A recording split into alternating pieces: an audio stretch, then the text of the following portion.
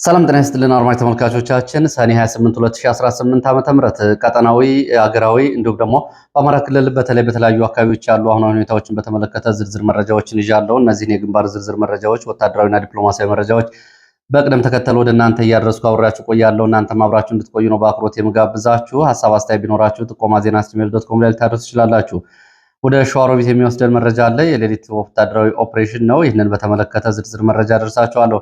በማዕከላዊ ጎንደር እንደዚሁ በአይነቱ ለዩ የተባለ ዘመቻ ተደርጓል። ይህንን ዘመቻ ፋኖ ስለመቀልበሱና ከውስጥና ከውጭ በልዩ ኦፕሬሽን ሰብሮ ስለመውጣቱ የሚገልጸው መረጃ ጨምሮ ዛሬ አፍላ ውጊያዎች እየተደረጉባቸው ያሉ የደቡብ ጎንደር የምስራቅ ጎጃም አካባቢዎችን ጨምሮ ዝርዝር የግንባር መረጃዎችን ከአማራ ክልል አሰናድቻለሁ፣ ወደ እናንተ አደርሳለሁ። በኢትዮጵያ ምዕራብ ቀጠና በኩርሙክ ቀጠና ያለውን አሁን ሁኔታ በተመለከተም ዝርዝር የ24 ሰዓት ዋና ዋና መረጃዎችን ወታደራዊ መረጃዎችን ከሱዳን ጭምር ያካትቻለሁ። እየተከታተላችሁ አብራችሁን ከቆያችሁ የምትሰሟቸው ይሆናል። በትግራይ ያለውን አጠቃላይ ሁኔታ በተመለከተ አጫጭር መረጃዎችን አደርሳችኋለሁ። እንግዲህ በኢትዮጵያ ውስጥ አሁን ባለው ሁኔታ ከፍተኛ ወታደራዊ ውጥረት ነው ያለው፣ በተለይ በትግራይ ክልልና በአዋሳኝ አካባቢዎች። በትግራይ ክልል ካለው መጠነ ሰፊ ወታደራዊ አፈሳ፣ ዘመቻ፣ ስልጠና፣ ወታደራዊ ስንቅና ትጥቅ እንዲሁም ደግሞ ከባድ መሳሪያዎችን ማስጠጋት ጨምሮ በዚህ በኩልም እንደዚሁ ከወልዲያ ወደ ቆቦ ከፍተኛ ኃይል ዛሬ ለሶስተኛ ቀን መጠጋቱ ተገልጿል። በርካታ የሚሊሻ ኃይል በአካባቢው በተጠንቀቅ እንዲቆም ትዕዛዝ ተሰጥቷል። ይህንን ጨምሮ በአካባቢ ያለውን ውጥረት በተመለከተ በምዕራብ ኢትዮጵያ ኩርሙክ የኢትዮጵያና ሱዳን አዋሳኝ አካባቢ በሱዳን ብሉ ናይል ወይም ደግሞ ጥቁር አባይ ግዛት እየተደረገ ካለው ውጊያ ጋር ቀጥታና በተያያዥ የሚገናኝ ወታደራዊ የግንባር መረጃ ነው። እነዚህን ጨምሮ እንግዲህ ሌሎች መረጃዎችን እየሰማችሁ አብራችሁ ስትቆዩ ሀሳብ አስተያየት ቢኖራችሁ ጥቆማ@gmail.com ላይ ልታደርሱ ትችላላችሁ። በቀጥታ ወደ መረጃዎች ነው የሚሄደው። ዛሬ ማለዳ ከወጡ የውጊያና የግንባር መረጃዎች መካከል በደቡብ ጎንደር በአለምበርና በወረታ ከተማ መካከል በሚገኙ የተለያዩ አካባቢዎች ከማለዳ ጀምሮ ውጊያ እየተደረገ እንደሚገኝ የወጡ መረጃዎች ገልጸዋል። ከወረታ ወደ ደብረ ታቦር የሚወስደው ዋናውን መንገድ ተከትሎ ነው ውጊያ እየተደረገ ያለው። አለምበር እና እስከ አለም ሳጋ ባሉ አካባቢዎች ይሄ ውጊያ ዛሬ ማለዳ 1 ሰዓት ገደማ ነው የተጀመረው። እስካሁን ድረስ ያለው አጠቃላይ ሰብአዊ፣ ቁሳዊና ወታደራዊ ኪሳራ አልታወቀም። በቡድንና በነፍስ ወከፍ መሳሪያዎች የታገዘ ውጊያ እየተደረገ እንደሆነ መረጃዎች ገልጸዋል። በተመሳሳይ ዛሬ ማለዳ በሸዋ ሞጃና ወደራ ወረዳ ወደራ ቀበሌ ተብሎ በሚጠራው አካባቢም ከማለዳ ጀምሮ እንደዚሁ ከፍተኛ የተኩስ ድምፅ ይሰማል። ወደራ ተብሎ ወደሚጠራው አካባቢ ከከተማው የሚሊሻ መከላከያና አድማ ብተና መንቀሳቀሱን ተከትሎ ፋኖ የሰጠውን ያጸፋ ምላሽ ተከትሎ ነው ውጊያ የተቀሰቀሰው። የደረሰው ጉዳት በውል አልታወቀም። በሰሜን ሸዋ ዞን በተመሳሳይ አሳግርት ወረዳ አቲኳር ተብሎ የሚጠራ ገልገላ ተብሎና ሶተን ተብሎ የሚጠሩ አካባቢዎችም ዛሬ ከማለዳ ጀምሮ እንደዚሁ ውጊያ እየተደረገ እንደሚገኝ መረጃዎች ገልጸዋል። ገልገላ፣ አቲኳር እና ሶተን ተብሎ የሚጠሩ የአሳግርት አካባቢዎች ነው ከማለዳ ጀምሮ ውጊያ እየተደረገ ያለው። በፋኖና በሚሊሻ መካከል ነው ውጊያ እየተደረገ ያለው ተብሏል። የደረሰው ጉዳት በውል አልታወቀም። በተመሳሳይ በምስራቅ ጎጃም ዞን በዛሬው ዕለት በፈረንጆቹ ሐምሌ 5 ወይም ደግሞ በኢትዮጵያ አቆጣጠር ዛሬ ሰኔ 28 በሰዴ ወረዳ ተዳሶ ተብሎ በሚጠራ አካባቢ እንደዚሁ ከፍተኛ የተኩስ ድምፅ ይሰማል ተብሏል። በሰሜን ሸዋ ዞን ዛሬ እንደዚሁ በተመሳሳይ ሸዋሮቢት ቀበሌ 09 ማርየ ተብሎ ከሚጠራ አካባቢ እንደዚሁ ፋኖ ሌሊት የከፈተውን ጥቃት ተከትሎ ጉዳቶች መድረሳቸውን የወጡ መረጃዎች ያሳያሉ። በተመሳሳይ ምስራቅ ጎጃም ዞን በዛሬው ዕለት ከማለዳ ጀምሮ በጎዛመን ወረዳ ሊባኖስ እና ደንባ ተብሎ በሚጠሩ ቀበሌዎች ከማለዳ ጀምሮ እንደዚሁ ወታደራዊ ስምሪትና ውጊያዎች እየተደረጉ መሆናቸውን ከየአካባቢው እየወጡ የግንባር መረጃዎች ያሳያሉ። እነዚህ ዛሬ ከማለዳ ጀምሮ ውጊያ፣ ተኩስ እና የከባድ መሳሪያና የነፍስ ወከፍ መሳሪያ ድምፅ የሚሰማባቸው ቀጠናዎች ናቸው። የደረሰውን ሰብአዊ፣ ቁሳዊ እንዲሁም ደግሞ አጠቃላይ ወታደራዊ ስምሪቱን በተመለከተ በዝርዝር እንመለስባቸዋለን። ለሌላው መረጃችን በአማራ ክልል በፋኖ አባላት በዲያስፖራ ባለሀብቶች ላይ ያለው አጠቃላይ የሚሊሻ እንዲሁም ደግሞ የክልሉ ብልጽግና ያስተላለፈውን ትዕዛዝ ተከትሎ ከፍተኛ ንብረት እየተዘረፈ መሆኑን የሚገልጽ መረጃ ነው። በአማራ ክልል የቀጠለውን ጦርነት ተከትሎ የክልሉ ብልጽግና ፓርቲ የሚሊሻ ኃይል በፋኖ አባላት፣ በፋኖ ደጋፊዎች፣ በዲያስፖራ አባላት መጠነ ሰፊ የንብረት መውረስና የኢንቨስትመንት እገዳ እርምጃዎችን እየወሰደ እንደሆነ ከየአካባቢ የወጡ መረጃዎች ይገልጻሉ። አሁን ከምንገኝበት የ2018 ክረምት መግቢያ ጀምሮ እስካሁን ድረስ ከባለፈው ዓመት ጀምሮ እስካሁን ድረስ ባሉት በተለያዩ ቀጠናዎች በርካታ መኖሪያ ቤቶች በሚሊሻ ተወርሰዋል፣ ንብረት ወድሟል። እንግዲህ ከሰው ሕይወት ባሻገር ማለት ነው። ይህም በርካታ ሰዎች ቤት ንብረታቸው በሚሊሻ ተወርሶባቸው የፋኖ ደጋፊ ቤተሰብ በሚል ለተፈጥሮ አደጋ፣ ለዝናብ፣ ለጎርፍ ተጋልጠው ይገኛሉ። ከነዚህ መካከል ለማሳያነት ከግንባር ከደረሱ መረጃዎች መካከል በዋናነት የፋኖ መሪ መኖሪያ ቤቶች ሰሞኑን እየተወረሱ መሆናቸውን በጎንደር ቀጠና የወጡ መረጃዎች ያሳያሉ። ቤቶቹ እየተወረሱ ለብልጽግና የጸጥታ ባለስልጣናትና የሚሊሻ ባለስልጣናት እየተደለደሉ ነው የሚገኙት። የአርበኛ ሰለሞን አጠና መኖሪያ ቤት ከነሙሉ ንብረቱ ተወርሶ በጎንደር ከተማ ለአካባቢው የጸጥታ ኃላፊ ስለመሰጠቱ የሚገልጽ መረጃ ወጥቷል።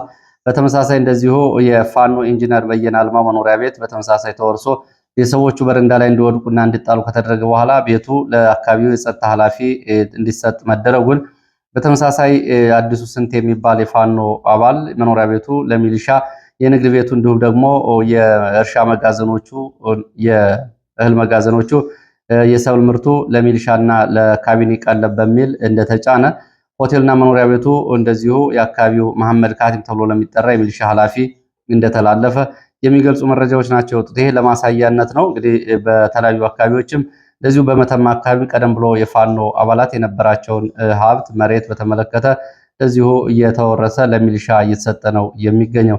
ይህ እንግዲህ ከእርስ በርስ ጦርነቱ ባሻገር ንብረት ላይ ያለውን ጫና የሚያሳይ ነው።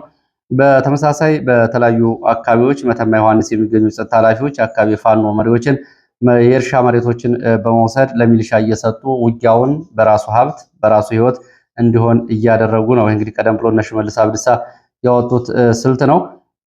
የዲያስፖራ ኢንቨስትመንት መሬትን በተመለከተም እንደዚሁ በውጭ ሀገር የሚኖሩና የኢንቨስትመንት መሬት ወስደው የነበሩ የፋኖ ቤተሰብ ናቸው፣ የፋኖ ደጋፊ ናቸው በሚል ከየማህበራዊ ሚዲያ ላይ እያዩ መሬት እየተነጠቀ መሆኑን ተገልጿል። ከወረታ አካባቢ የወጣ መረጃ እንደሚያሳየው በዚሁ በጎንደር ቀጠና ማለት ነው በውጭ ሀገር የሚኖሩ በልማት ስራ የተሰማሩ ባለሀብቶች የወሰዱትን መሬት በአስቸኳይ እንዲያስረክቡ የሚያዝ ደብዳቤ ከአካባቢ የብልጽግና ባለስልጣናት እንደደረሳቸው ደብዳቤው ላይ ለመመልከት ተችሏል።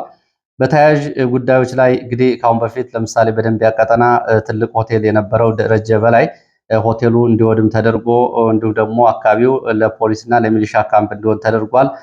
ከዚህ ጋር በተያያዘ እንግዲህ ያው ሁለት ልጆቹንም በአንድ ውጊያ እያጣ ነው። እሱ ንብረቱ እዚህ ግባ የሚባል አይደለም።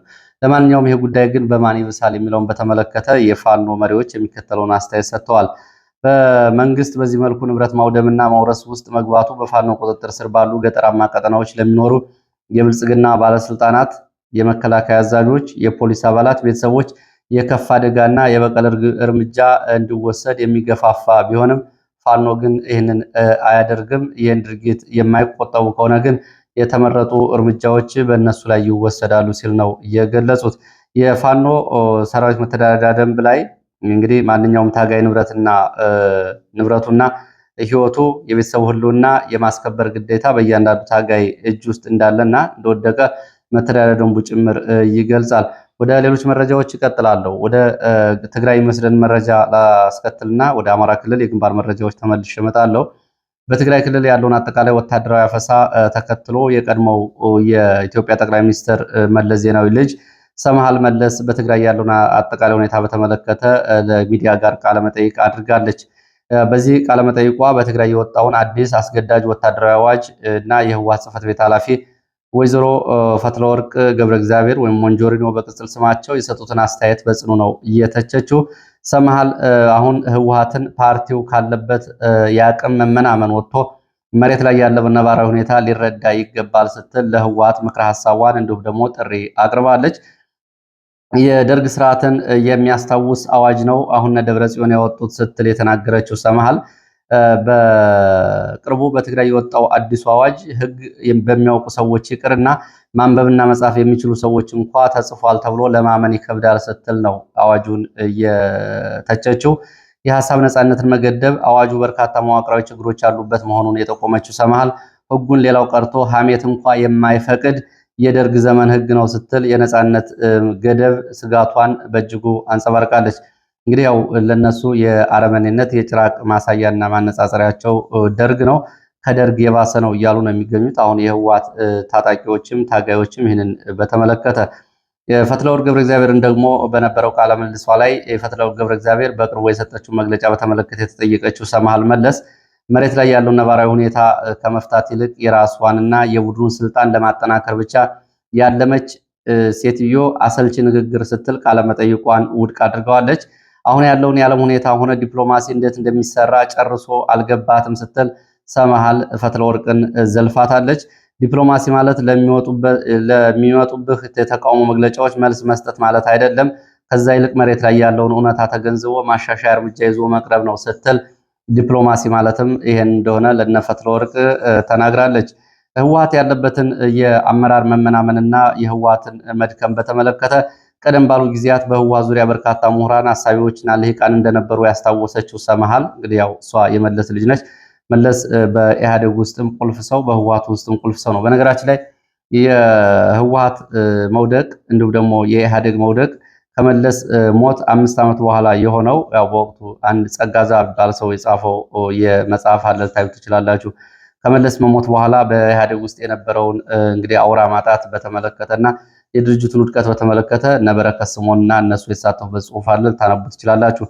ለማንኛውም ቀደም ብሎ ህወሓት በዙሪያው በርካታ ምሁራን፣ አሳቢዎች፣ ልሂቃን እንደነበሩት ያስታወሰችው ሰመሃል በአሁኑ ወቅት ግን ያ ሁሉ ትልቅ የአእምሮና የእውቀት አቅም ተበታትኖ ፓርቲው አሁን ወዳለበት ዝቅተኛ ደረጃ ላይ ደርሶ ማየት እንደሚያሳፍራት በቁጭት ገልጻለች። ያው እንግዲህ አባቷ ብዙ ታሪክ የሰራበት ፓርቲ ስለሆነ ሰመሃል አንዳንድ የህወሓት ወታደራዊ አዛዦች በኮንትሮባንድ ንግድ ተሰማርተዋል ስትልም አብራ ገልጻለች። እንደነ ጀኔራል ምግበ ኃይሌ፣ ጸጋይ ማርክስ የመሳሰሉት የህወሓት የታጣቂ አዛዦች ሙሉ በሙሉ በወርቅ ንግድና በኮንትሮባንድ ተሰማርተዋል ስትል ሀሳቧን ጨምራ ገልጻለች። እንግዲህ በህወሓት ላይ አሁን ከፍተኛ ተቃውሞ፣ በነገራችን ላይ ባለፉት 50 ዓመታት በህወሓት የፖለቲካ የትጥቅ ትግልና የመንግስትነት ዘመን በዚህ ልክ አሁን ባለበት ሁኔታ ከፍተኛ ተቃውሞ ተቀስቅሶበት አያውቅም። በኔዘርላንድ፣ በእንግሊዝ፣ በአሜሪካ የሚኖሩ የትግራይ ተወላጆች አሁን በህወሓት የሚያደርገውን ወታደራዊ አፈሳ እየተቃወሙ ይገኛሉ። በትግራይ እናቶች በልጆቻችን አንሰጥም ሲሉ በድንጋይ እየወረወሩ ይታያሉ። አንዲት እናት በግራ እጇ ደረቷ ላይ ህፃን ልጅ ይዛ በቀኝ እጇ ድንጋይ ስትወረውርና ታፍሶ እየተወሰደ የነበረ ልጇን ለማስቀረት በአውቶቡስ ላይ ድንጋይ ስትወረውር የወጣው ምስል የዓለምን ቀልብ ከማሳቡ የመቀሌ ምስሎች መካከል ሆኗል።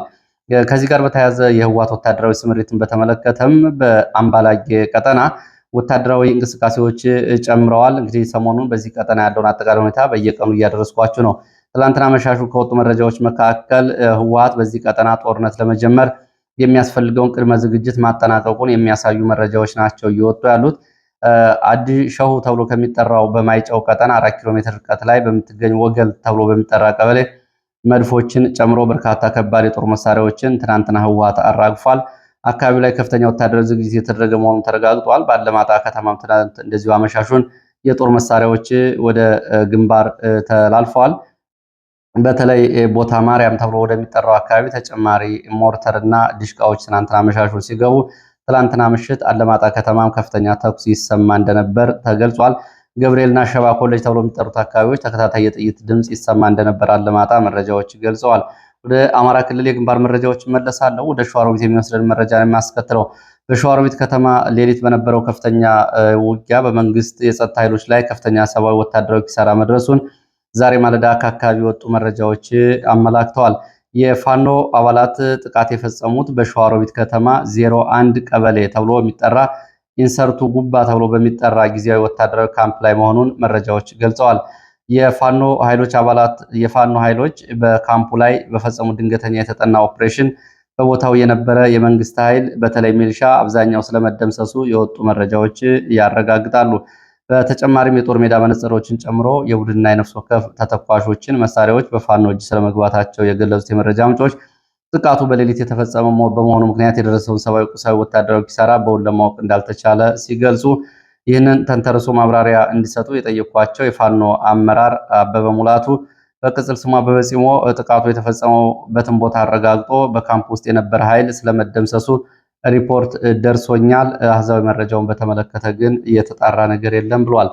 ወደ ማዕከላዊ ጎንደር የሚወስድን መረጃ አስከትላለሁ። በነገራችን ላይ በማዕከላዊ ጎንደር፣ በሰሜን ጎንደር ቀጠናዎች እየተደረጉ ያሉ ዘመቻዎች የከበባ የሌሊት ስልታዊ ዘመቻዎችና ጸረ ሽምቅ የሚባሉ ዘመቻዎች በፋኖ መሪዎችና በፋኖ አባላት ላይ ከፍተኛ ጉዳት እያደረሱ እንደሆነ ነው መረጃዎቹ የሚያሳዩት። ባለፈው በደንቢያ ቀጠና በርካታ የፋኖ አባላት ያለቁበትን ውጊያ ጨምሮ በዳባት በተመሳሳይ እንደዚሁ ተመሳሳይ ዘመቻ ተደርጓል። ይህ እንግዲህ በተመሳሳይ ዘመቻዎች በሌሊት የሚደረጉ ከሆነ የፋኖ የደህንነት እንዲሁም ደግሞ የጸጥታ የኩታ ገጠም የመረጃ መናበብና ወታደራዊ ስምሪቶች ጉዳይ ደጋግሞ ሊነሳ ይገባዋል።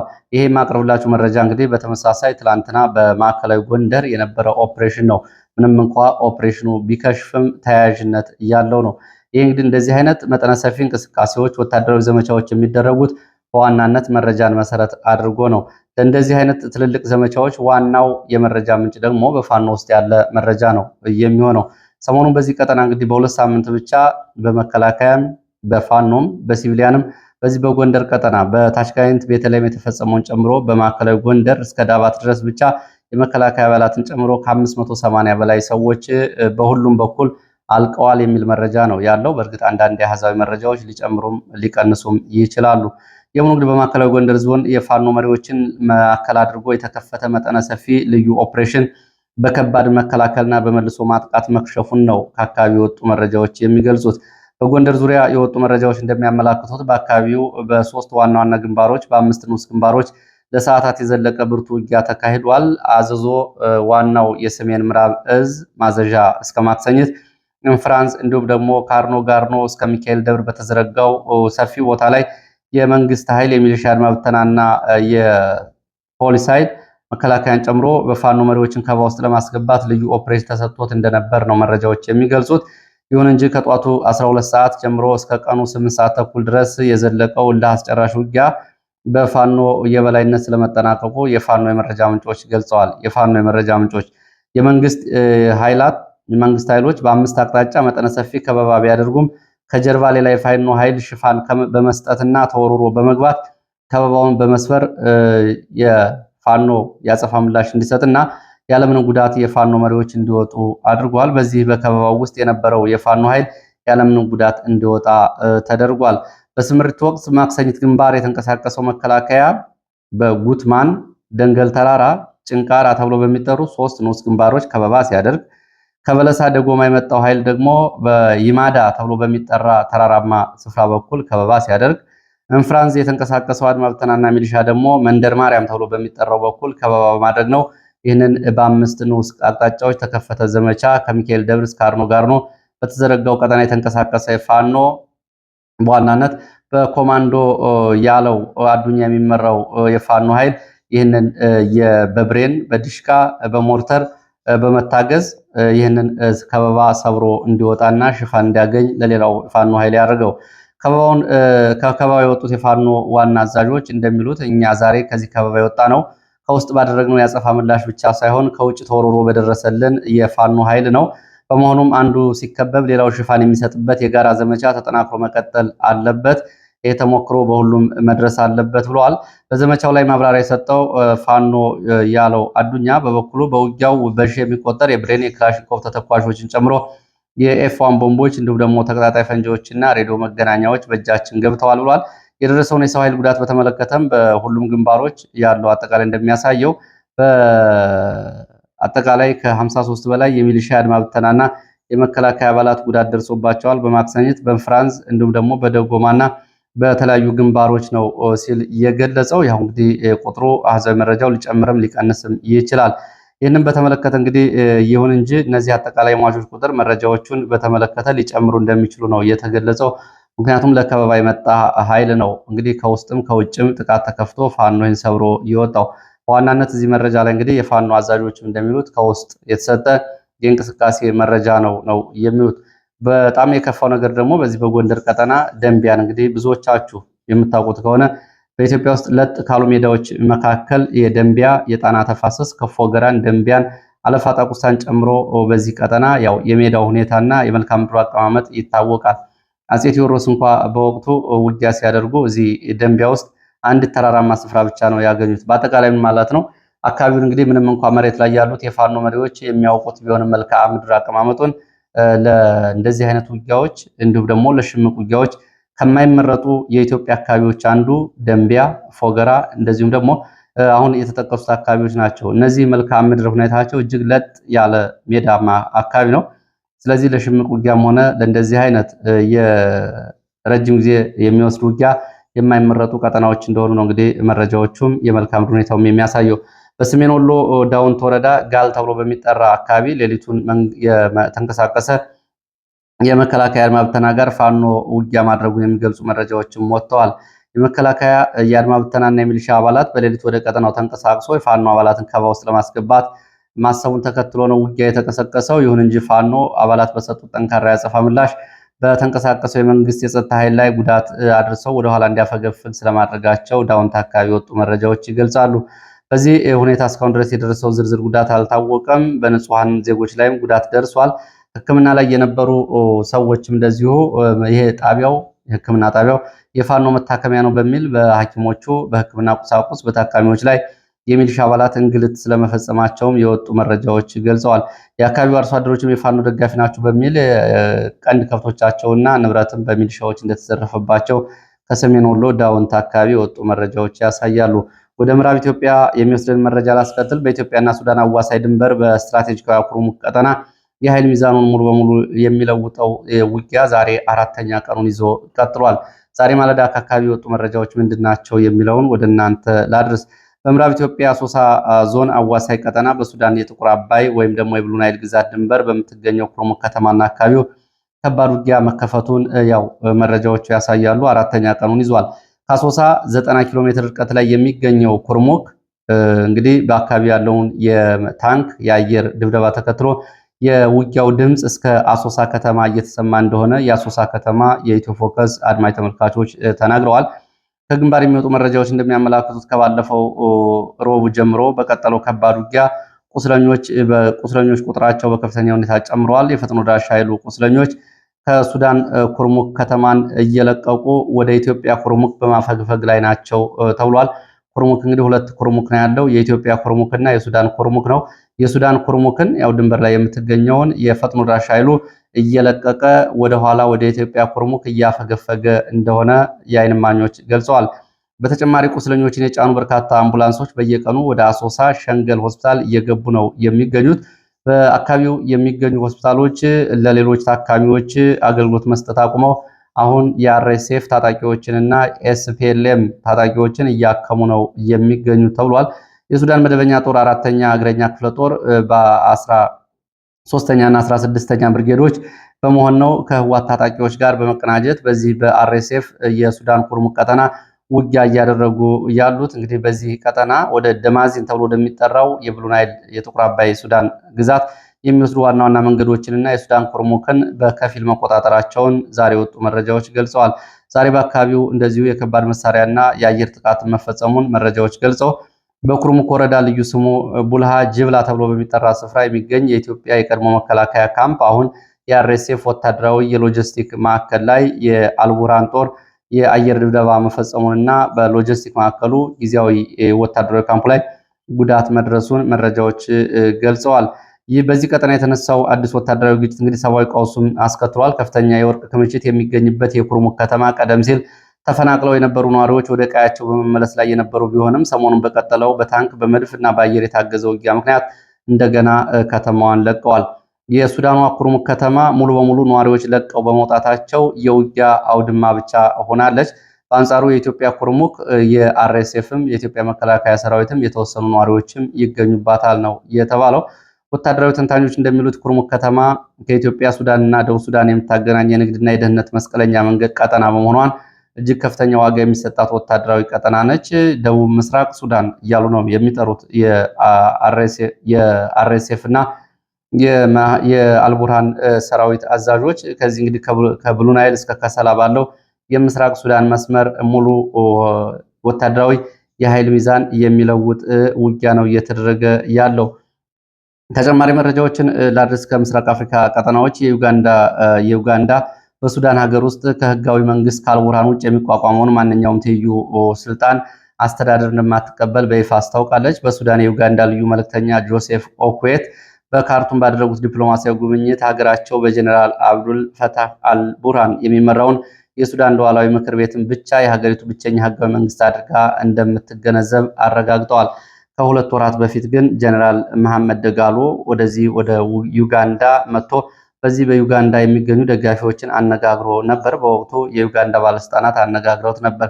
ምናልባት አሁን በሱዳን ውስጥ ያለውን የኃይል ሚዛን መለወጥ ተከትሎ ሊሆን ይችላል ዩጋንዳ ይህንን የዲፕሎማሲ አቋም ወስዳለች። ወደ ወታደራዊ ግንባር ስንሻገር የሱዳን ጦር ኃይሎች በኮርዶፋን ክልል በሚገኙ የተለያዩ ሚሊሻ ቡድኖች አርኤስኤፍ ነው ሚሊሻ ቡድኖች የሚላቸው ስብስብ ላይ የአየር ድብደባዎችን አጠናክሮ መቀጠሉን ዛሬ የወጡ መረጃዎች ይገልጻሉ። በተለይ በምዕራብ ኮርዶፋን ግዛት ባልሃዊ ሳኑት ገጠራማ አካባቢዎች ተከታታይ የአየር ጥቃቶች በአርኤስኤፍ ላይ ተሰንዝረዋል። ይህም የአርኤስኤፍን ትጥቅ ያደቀቀ ከፍተኛ ጉዳት ያደረሰ የአየር ዘመቻ እንደሆነ መረጃዎች ይገልጻሉ። በተያያዘ ትላንትና ምሽት 4 ሰዓት ከ50 በላይ ሚሊሻዎች የተተኮሱ አጥፍቶ ጠፊ ድሮኖች ባድር ተብሎ በሚጠራው በምስራቅ አቅጣጫ ሲጓዙ መታየታቸውን የሱዳን ሚዲያዎች ዘግበዋል። እንግዲህ አርኤስኤፍም 50 አጥፍቶ ጠፊ ድሮኖችን ትላንትና አሰማርቶ ነበር ተብሏል። በሰሜን ዳርፉር ባሩ አካባቢ ደግሞ የፈጥኖ ደራሽ ኃይሉ ቁርባራ እና አሩ መንደሮች ተብሎ የሚጠሩትን በአካባቢዎች በሰነዘረው የአየር ድብደባ በርካታ ሰዎች ህይወታቸው አልፏል። ታጣቂዎቹ የቁርባራ የገበያ ስፍራ ሙሉ በሙሉ ማውደማቸውና ማቃጠላቸውም የሰብአዊ ቀውሱን በተመለከተም እየተባባሰ ነው። የተባበሩት መንግስታት ድርጅት በሰጠው ማስጠንቀቂያ በኮርዶፋን የተፈናቀሉ ሰዎች ቁጥራቸው በ3 ወራት ውስጥ ለሁለተኛ ጊዜ እጅግ ማሻቀቡን ገልጿል። የአልአባይድ ከተማ እንደ አልፋሽር ትሆናለች በሚል የተባበሩት መንግስታት ድርጅት ጉዳዩን እየተከታተለ እንደሆነ ተገልጿል። ከዚህ ጋር በተያያዘ እንግዲህ የፈጥኖ ደራሽ ኃይሉ በቁጥጥር ስር በምትገኘው ሰሜን ኮርዶፋን የኮሌራ ወረርሽኝ መቀስቀሱን ዛሬ የዓለም ሚዲያዎች ዘግበዋል። የንጹህ የመጠጥ ውሃ እጥረት፣ የሕክምና ቁሳቁስ እጥረት ባለበት በዚህ ቀጠና እስካሁን ድረስ በተቀሰቀሰው ኮሌራ 14 ሰዎች ሲሞቱ ከ400 በላይ ሰዎች በኮሌራ መያዛቸውን መረጃዎች ገልጸዋል። ይህ እንግዲህ በሰሜን ኮርዶፋን የተቀሰቀሰ ወረርሽኝ ነው። ይህ እንግዲህ የሱዳንን ጦርነት ያባብሰዋል። ወደ ዩጋንዳ ስንመለስ የሀገሪቱ መንግስት ከኤርትራ መንግስት ጋር በአስቸኳይ ውይይት ለማድረግ ማቀዱን አስታውቋል። የዩጋንዳ የስደተኞችና የአደጋ ዝግጁነት ሚኒስተር ሳም ኤንጎላ እንዳሉት በኤርትራ ውስጥ ምንም አይነት ግልጽ ጦርነት በሌለበት ሁኔታ ወደ ዩጋንዳ የሚገቡ የኤርትራውያን ስደተኞች ቁጥር በከፍተኛ ሁኔታ መጨመሩን ተከትሎ በዚህ ጉዳይ ላይ ከኤርትራ መንግስት ጋር ለመነጋገር አስበናል ብለዋል። በመጨረሻ በምስራቅ አፍሪካ የጸጥታ መረጃ የሶማሊያ ብሔራዊ ደህንነትና መረጃ ኤጀንሲ ኒሳ ባካሄደው የታቀደ ወታደራዊ ዘመቻ ከፍተኛ የሽብር ቡድኑ የአልሸባብ አመራሮችን ትላንትና መግደሉን አስታውቋል። ከነዚህ መካከል የሽብር ቡድኑ ዋና መሪ አህመድ አይባካ በቅጽል ስሙ ዳቃሬ የተባለው ግለሰብ ትላንትና መገደሉ ተገልጿል። በመካከለኛው ሸበሌ ክልል ፈንጂዎችን በማጥመድና የሞርተር ጥቃቶችን በመምራት ረገድ ቁልፍ ተዋናይ የነበረው የአልሸባብ ዋና መሪ ትላንትና መገደሉን የሶማሊያ ብሔራዊ ደህንነት መረጃ ኤጀንሲ ኒሳ አስታውቋል። ለዚህ ሰዓት የነበሩ መረጃዎች እነዚህ ናቸው። ስለተከታተላችሁ በእጅጉ አመሰግናለሁ። መልካም እሁድ ይሁንላችሁ። መልካም ሰንበት።